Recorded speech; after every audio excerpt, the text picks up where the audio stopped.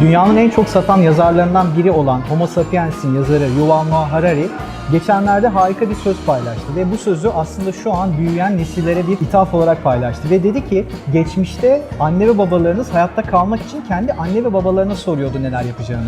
Ama günümüzde yaşadığımız gezegen o kadar fazla değişti ki sanırım artık anne ve babalarınıza nasıl yaşayacağını sormanız pek de mümkün değil. İçinde bulunduğumuz yüzyıl inanılmaz karmaşık, inanılmaz belirsiz ve bunun en büyük dezavantajları aslında çocukların kendileri. Çocuklar önümüzdeki sürdürülebilirlik çağına maalesef eğitim sistemlerinin yetersizliği dolayısıyla hazırlıksız yetişiyorlar. Biz burada Lüleburgaz Belediyesi ile uzun yıllardır farklı paydaş gruplarıyla aslında bu sürdürülebilirlik çağında lider olabilecek, bir ayağı yeryüzüne dokunan, bir ayağı da teknolojiyle sosyal fayda yaratabilen bireyler yetiştirmeye çalışıyoruz ve bunu çok ufak yaşlardan itibaren gerçekleştirmeye çalışıyoruz. 2015 yılında Birleşmiş Milletler bir sürdürülebilir kalkınma vizyonu paylaştı ve 2030 yılına kadar 17 tane hedefin başarılması için bütün dünyayla bir araya geldi.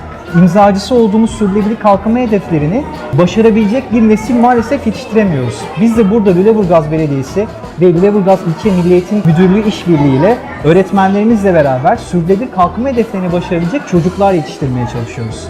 Lüleburgaz'da gerçekleştirdiğimiz bu eğitimden sonra çocukların 2030 yılına kadar başarmamız gereken küresel hedeflerle ilgili olan bağlarını güçlendirmek aslında bizim hedefimiz. Öğretmenleri de güçlendiriyoruz ki gerçekten bu çağda hayatta kalabilecek ve çevresine ilham verebilecek geleceğin sosyal girişimcilerini, sürdürülebilir kalkınma liderlerini yetiştirebilsinler. Burada aslında takım arkadaşım Buse ile yaptığımız sıra dışı olan şey Eğitim 2030 vizyon çerçevesine uygun bir model tasarlamak ve ilk defa bir ilçe bazında bunu denemek oldu. Bu yüzden Lüleburgaz Belediyesi'nin bu yaptığı katkıya ne kadar teşekkür etsek az aslında. Çünkü Türkiye'de hem kopyalanabilir hem de bir yerel yönetimin aslında eğitimle alakalı nasıl bir ilçe bazında bir fark yaratabilir, bunun birer örneğini yapabiliyoruz burada. Bununla aslında gelecekteki beklentimiz şu. Bugün dünyanın her yerinde binlerce hatta milyonlarca çocuk iklim değişikliğinin etkileri sonucu kendi geleceklerini yok eden yetişkinlere karşı bir başkaldırı sergiliyorlar.